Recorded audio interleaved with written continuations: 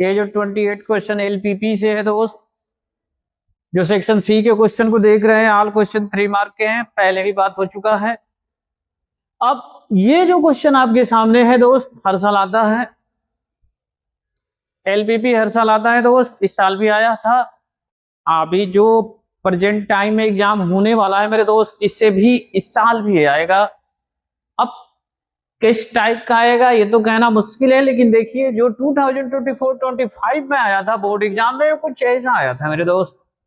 आइए इस क्वेश्चन के सॉल्यूशन को देखते हैं मेरे दोस्त। अब अगर आप इसे सॉल्व करना चाहते हैं मेरे दोस्त, तो जो आपके सामने इनइक्वालिटी आपको दिया गया है, इसका सबसे पहले आप एक लीनियर इक्वेशन लिख देंगे जो कि 2 बनेगा। आप इसे सॉल्व कर लें। अगर आप सॉल्व करते हैं, पीछे बात हो चुका है, x की वैल्यू 0 रख दें, y की वैल्यू 1 आ जाएगा। अगर y की वैल्यू 0 करते हैं तो x की वैल्यू -2 आएगा मेरे दोस्त। करना बस इतना सा है दोस्त, इसके ग्राफ को लेना है मेरे दोस्त। लेने में ध्यान दीजिए, x की वैल्यू 3 से ग्रेटर लेना है और y की वैल्यू 4 से लेस लेना है मेरे दोस्त। अब इसके ग्राफ को बनाइए। आइए सबसे पहले इसके ग्राफ को बनाते हैं दोस्त।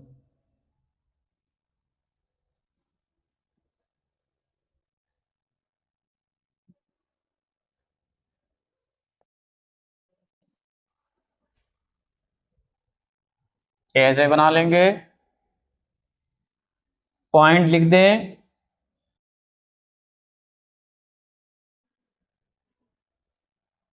ऐसे पॉइंट लिख दें।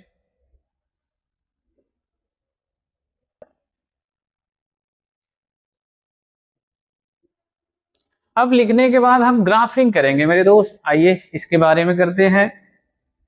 y1 है, आई मीन y1 रहा, x की वैल्यू -2 है दोस्त। देख लीजिए, यहाँ कोई -1 होगा, इधर से -2 होगा, मतलब कि यहाँ से ये ग्राफ चलने वाला है। आप इसको ऐसे लेकर जाएंगे। ये जो लाइन है दोस्त, ये है -x +2i की वैल्यू 2 है मेरे दोस्त। इधर आ जाइए, x की वैल्यू 3 है। अब ये 3 पर एक सीधी लाइन ड्रॉ कर देंगे आप। यही है x की वैल्यू 3। एक y की वैल्यू 4 है मेरे दोस्त, ये 4 रहा। अब पॉइंट ये उठता है कि x की वैल्यू को 3 अगर आप इसमें रखते हैं, y कितना आता है मेरे दोस्त, थोड़ा ये देख लीजिए। अगर x की वैल्यू को 3 रखते हैं यहाँ, तो ये 5 होगा। आप 5 का हाफ करेंगे 2.5 होगा मेरे दोस्त। इसके ग्राफ को देखते हैं। अब यहां जो लिखा है दोस्त, x माइनस वाई ग्रेटर और इक्वल टू 0, इसको हम ये भी कह सकते हैं कि y लेस और इक्वल टू x होगा। अब हमने क्या किया है, y इक्वल टू x की एक यहाँ लाइन जो कि ओरिजिन से पास करेगा दोस्त, और 45 डिग्री का एंगल बनाते हुए लाइन जाएगी, जो कि ये आपके सामने है, x minus Y equal to 0। और -x + 2y = 2 की लाइन है, वो आपके सामने यहाँ ग्राफ बना है, ये ऐसे गया है। आगे बोला है कि y की वैल्यू 4 होना चाहिए दोस्त, ये आपकी 4 वाली लाइन यहाँ है। और y की वैल्यू ग्रेटर और इक्वल टू 0 होना चाहिए, मतलब इससे ऊपर की वैल्यू बात करना है दोस्त। x की वैल्यू ग्रेटर देन 3, मतलब इस 3 से ऊपर की बात करना। आइए अब इसके पता लगाएं कौन कॉमन पार्ट होगा मेरे दोस्त। कॉमन पार्ट का रूल है, एक्स वाई के वैल्यू को रखें 0। अगर वो इनइक्वालिटी सही होता है तो ओरिजिन के कर्व के ओरिजिन के पास वाली लाइन कलर होता है। अगर सही नहीं होता है मेरे दोस्त, तो सेकंड पार्ट को कलर करते हैं। सेकंड मतलब होता है far away of the origin. तो आइए सबसे पहले हम चलते हैं इनइक्वालिटी पर। सबसे पहले मैं इस लाइन को लेता हूं मेरे दोस्त, आइए यहां से दिखाता हूं। ये 0 रख दिए, ये रहा, मैं इसको 1 कह दे रहा हूं, 1 की बात कर रहा हूं। 0 ग्रेटर देन 2, क्या ये सही है? नहीं सही है मेरे दोस्त। मतलब ये जो लाइन है इसके सेकंड पार्ट को कलर करना है। देख लीजिए, ये है हमारा लाइन। तो फर्स्ट पार्ट इधर डाउन द एक्स एक्सिस और second up the x axis. ये लाइन है, लाइन के ऊपर वाला पार्ट जो होगा दोस्त कलर होना, यानी इस लाइन से ऊपर चलना है। अब यहां 0 ग्रेटर देन 3 बिल्कुल सही नहीं है दोस्त, ये 3 है। तो जब ये सही नहीं है तो अगर सही रहता तो इस लाइन के लेफ्ट को कलर करते, गलत हो गया है, मतलब राइट में जाएगा दोस्त, यानी इधर से इधर जाना है, इससे ऊपर, इस लाइन से राइट साइड। इस पॉइंट में अगर 0 रखते हैं दोस्त, 0 लेस देन 4 बिल्कुल सही है। तो जब 0 लेस देन 4 रखेंगे तो ये नीचे आएगा मेरे दोस्त, ऊपर नहीं आएगा।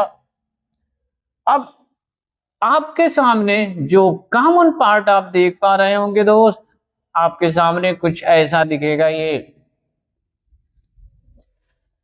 हमने ए बी सी और डी के कॉमन पार्ट को लिख दिया है मेरे दोस्त। अब करना बस इतना सा है कि हमें मिनिमाइज और मैक्सिमाइज बताना है दोस्त।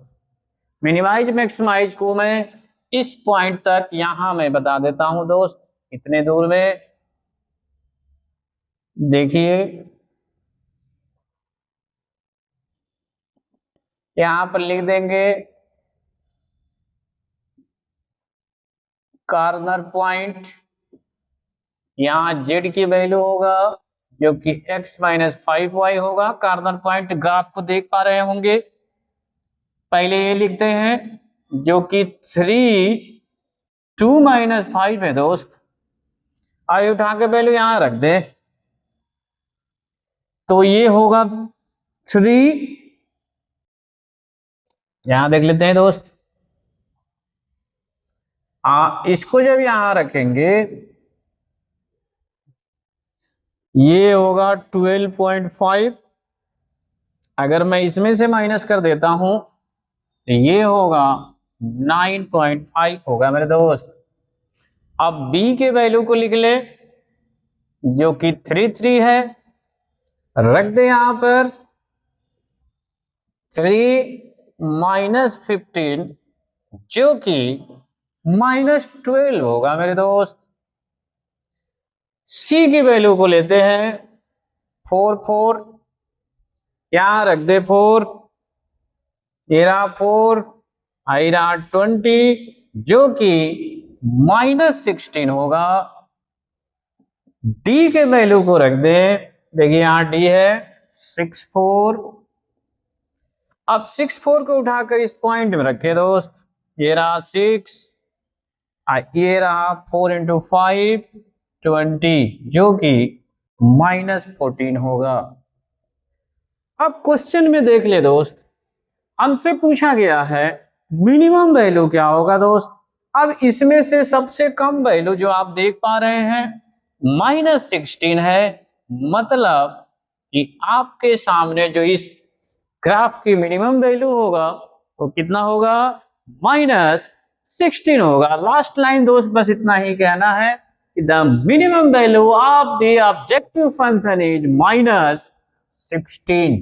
यही हमारा आंसर होगा मेरे दोस्त। उम्मीद ये देखिए 29 का ये वाले x प्लस 1 का होल स्क्वायर y1। तो हम क्या करने वाले हैं दोस्त, लेफ्ट को उठाएंगे, राइट प्रूफ करके ला देंगे, या फिर टोटल कंबाइन ही हम ला सकते हैं, लेकिन मैं इसके लेफ्ट की वैल्यू को ले रहा हूं और राइट प्रूफ करके दिखा दे रहा हूं दोस्त। y2 y1 की वैल्यू को यहां पर लिख दीजिए, x प्लस 1 का होल स्क्वायर -2 x + 1 का होल स्क्वायर 1/x²।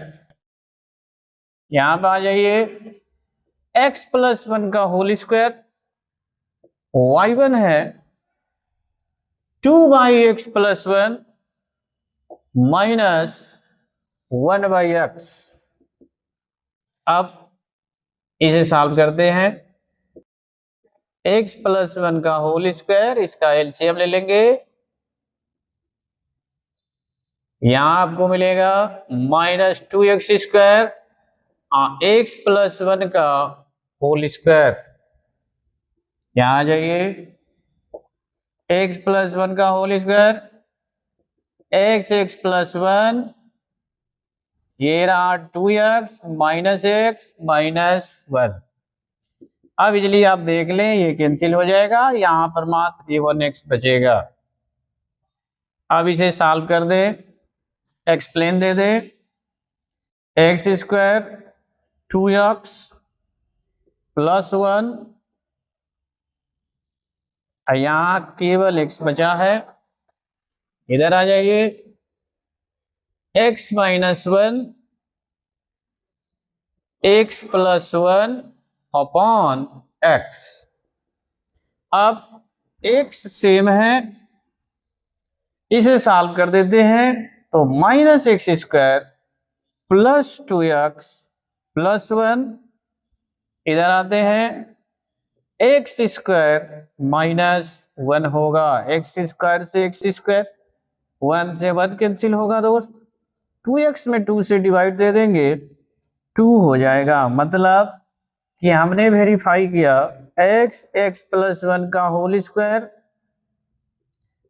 x + 1 का होल स्क्वायर, y1 की वैल्यू 2। यही हमको प्रूफ करके दिखाना था। उम्मीद करता हूं दोस्त समझ पा रहे होंगे। जो 29 आप देख रहे हैं दोस्त, ये दोनों में से कोई एक ही करना है आपको, लेकिन मैं बताऊंगा दोनों दोस्त। आइए बी को मैं बताता हूं। जो यहां दिया गया है उसको एक बार और लिख देंगे, x 1 + y, y 1 + x। इसको हम क्या करेंगे, एक बार और इसे रिराइट करेंगे, राइट साइड में लेकर चले जाएंगे। अब दोनों साइड का होल स्क्वायर कर देंगे ताकि स्क्वायर रूट हट सके। अब इसको फैक्टराइज करना है दोस्त। जैसे फैक्टराइज करेंगे कुछ ऐसा आपको दिखेगा। पूरे टर्म को लेफ्ट साइड ला दें, यहां मिलेगा आपको x² - y²। ये जो भी है जैसे है लिख ले। अगर इसका फैक्टराइजेशन करते हैं तो x - 1 x + y होगा। इन दोनों में x y कॉमन है, सो x - y होगा। x - y दोनों टर्मों में कॉमन है, तो इसे अगर आप लिखते हैं तो ये कुछ इतना बनेगा। अब दोनों टर्मों को उठा लें, x - y की वैल्यू 0 है, तो x की वैल्यू y होगा, जो कि आपके सामने कहा जा रहा है कि हमें नहीं लेना है मेरे दोस्त। तो आप सेकंड पार्ट को उठाएंगे, x + y + xy की वैल्यू 0 है। दोनों में y कॉमन है, जो कि 1 + x हो जाएगा। x अगर राइट साइड में भेजते हैं तो -x होगा। y की वैल्यू -xy 1 + x हो जाएगा दोस्त। अब मैं क्या करता हूं दोस्त कि इसमें 1 को प्लस करके 1 को माइनस कर देता हूं। अब जैसे ही आप ये करेंगे, अब इसे दोनों में डिवाइड दे दें दोस्त। ये होगा -1 माइनस माइनस प्लस हो जाएगा। अब इसका डिफरेंशिएटिंग कर दीजिए दोस्त, 1 का -1 का 0 हो जाएगा। इसका जब करेंगे तो 1 + x का होल स्क्वायर होगा। dy/dx की वैल्यू लिख दे, यही इसका कंप्लीट सॉल्यूशन। कोई एक ही करना है, दोनों के दोनों क्वेश्चन ही प्रोबेबिलिटी से है। आइए पहले ए को देखते हैं। कह रहा है कि एक डाई है जिस पर कि 1 to 6 नंबर शो है, इसमें से 2 आने की प्रोबेबिलिटी 3/10 है एंड जो अदर प्रोबेबिलिटी आता है वो इसके इक्वल है। मतलब ये जो है दोस्त इसमें मीन पूछा गया है, ये भी बताया गया है कि जो नंबर है वो 2 एपियर शो होता है। दोस्त हमें डाइस को 2 टाइम थ्रो करना है, ये क्वेश्चन है। आइए सबसे पहले क्वेश्चन को शुरू करते हैं। सबसे पहले जो गिवन है पहले वो लिख लेते हैं। दोस्त कहा जा रहा है कि P2 की प्रोबेबिलिटी है 3/10। अब 2 न रहे तो उसकी प्रोबेबिलिटी क्या होगा, यहां लिख देंगे अदर देन 2। जैसा कि जानते हैं इसे बोलते हैं नॉट इवन 2। नॉट इवन 2 मतलब 1 माइनस इसके प्रोबेबिलिटी को माइनस कर देंगे दोस्त, जो कि 7/10 होगा। अब जो 2 आप देख रहे हैं दोस्त उसे रैंडम वेरिएबल कहेंगे। So therefore random variable B X, random variable bx कि the number 2 appear। अब दोस्त हमें मीन चाहिए, तो ये एक टेबल छोटा सा बना देंगे। यहाँ पर क्या मीन का होता है, यहाँ x लिख देते हैं, यहाँ पर इसकी प्रोबेबिलिटी लिखा जाता है दोस्त, और एक टेबल और बनता है दोस्त,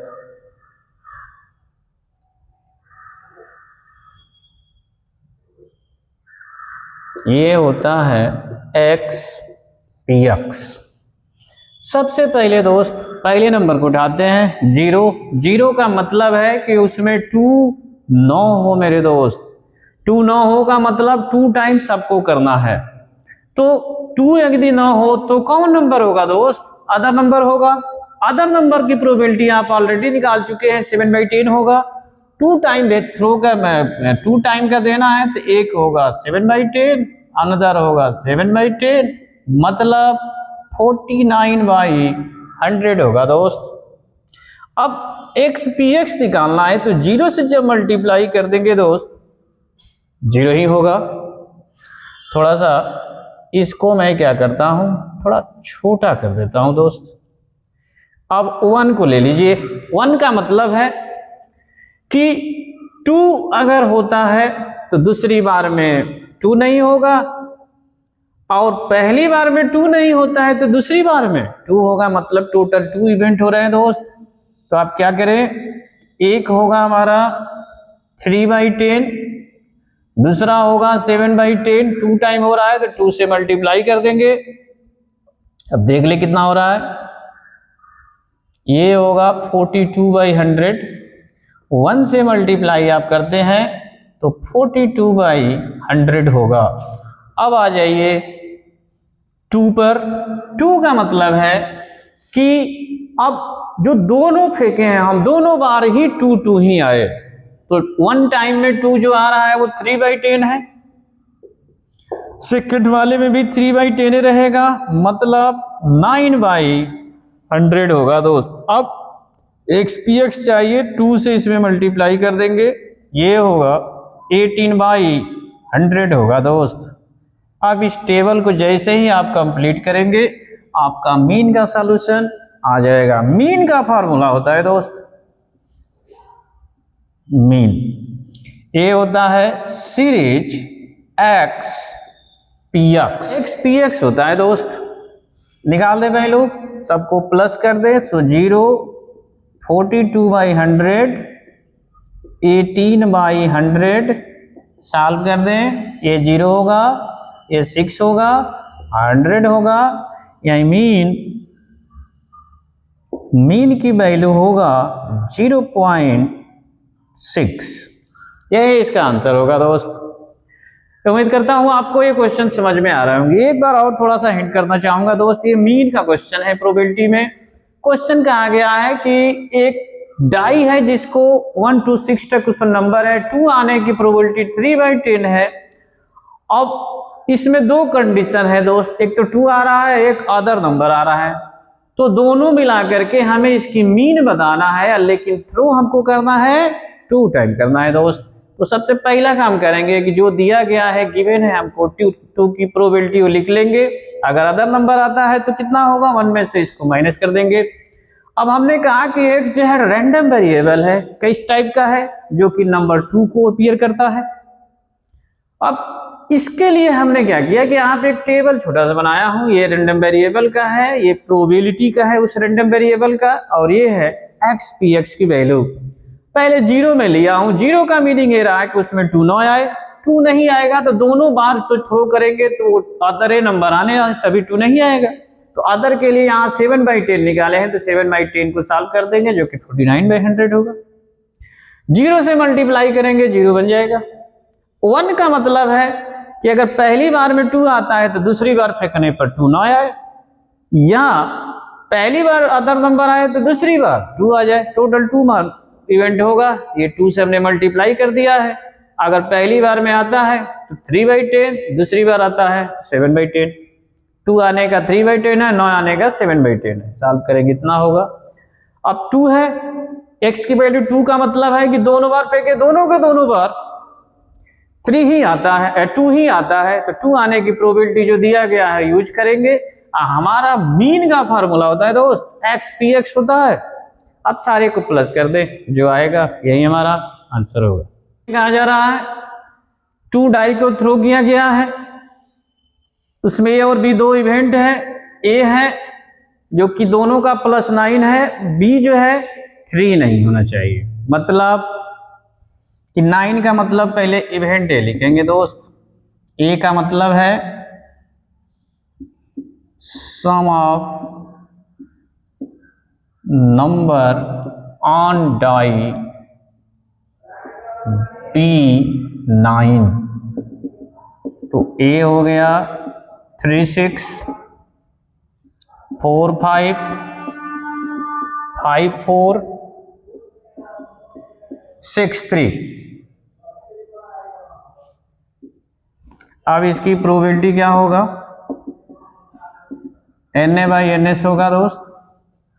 Ns का मतलब है 2 टाइम है, 6 × 6 मतलब 36 होगा। तो अगर इसकी प्रोबेबिलिटी हम लिखते हैं तो ये होगा हमारा 4/36, तो 1/9 होगा। बी क्या है दोस्त, बी का मतलब होगा, ये कहा जा रहा है कि 3 ना हो, मतलब पूरी 6 ही ऐसा है जिसमें 3 नहीं मिलने वाला, टोटल 30 होगा। तो पीबी की प्रोबेबिलिटी अगर निकालते हैं तो ये होगा 30/36, सो 5/6। अब नेक्स्ट ये है कि हमें अब चाहिए ए इंटरसेक्शन बी कितना होगा।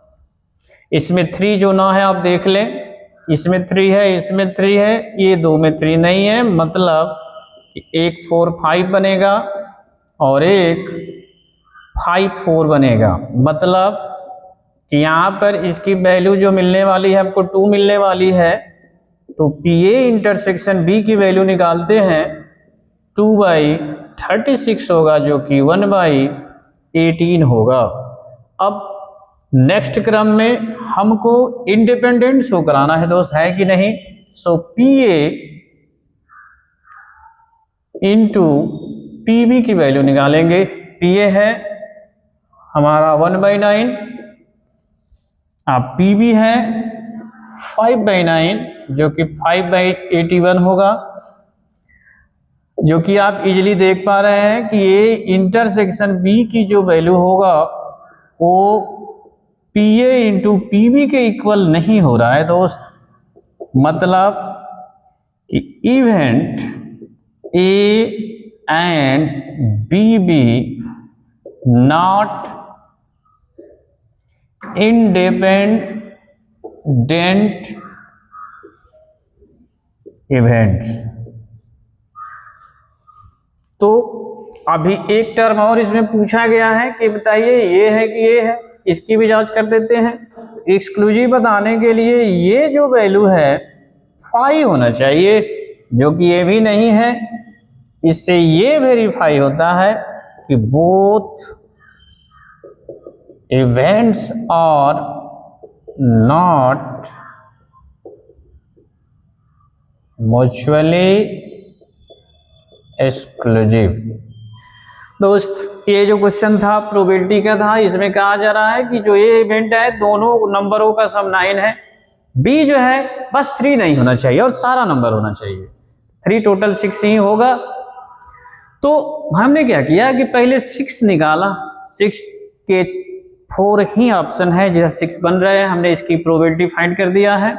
अब जब 3 नहीं है तो 3 के नंबर कितने हैं, 30 है दोस्त, टोटल 36 है, तो इसकी प्रोबेबिलिटी हमने निकाल दिया है। इसके बाद हमने देखा कि दोनों में कॉमन क्या है दोस्त, जिसमें इसमें जहां जहां 3 होगा वहीं 9 होगा वहीं कॉमन होगा, तो 4 5 5 4 ही दो नंबर है जिसमें 3 नहीं है।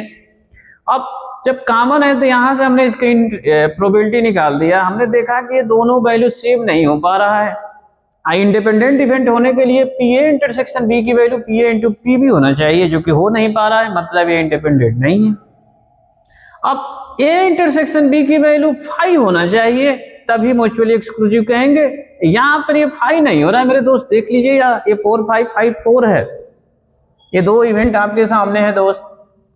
तो अब इससे ये वेरीफाई होता है कि जब 5 है नहीं मतलब कि वो एक्सक्लूसिव ही नहीं होगा।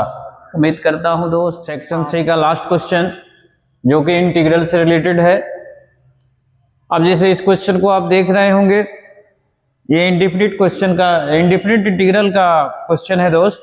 करना कुछ नहीं है, बस करना एक पॉइंट है दोस्त, आप इसके डिनोमिनेटर में का कॉन्जुगेट से मल्टीप्लाई कर दें दोस्त, जो स्क्वायर रूट के अंदर है। जैसे ही आप ऐसा करेंगे तो x माइनस ए है, कॉन्जुगेट लेंगे तो x प्लस ए बन जाएगा। अब इसे सॉल्व कर दें, जब आप सॉल्व करेंगे तो ये मिलेगा x प्लस ए, अंदर बनेगा x square minus a square होगा दोस्त। अब करना ये है कि इसको इंटीग्रल में अलग अलग डिवाइड कर देना है। पहले इसमें ले चलिए, x से x कैंसिल होगा, ये बनेगा dx upon x square minus a square, एक कांस्टेंट है बाहर कर दीजिए, ये होगा dx upon x under root में x square minus a square होता है। अब ये जनरल फार्मूला है मेरे दोस्त, ये जो आप देख रहे हैं इसकी फार्मूला होता है log x plus square root x square minus a square होता है। ये जो होता है दोस्त 1 by a sec inverse x by a होता है दोस्त। अगर आप इसे सॉल्व करें तो ये बनेगा x square minus a square, और ये यहां बचेगा sec inverse x by a plus c. यही इसका कंप्लीट सॉल्यूशन होगा मेरे दोस्त।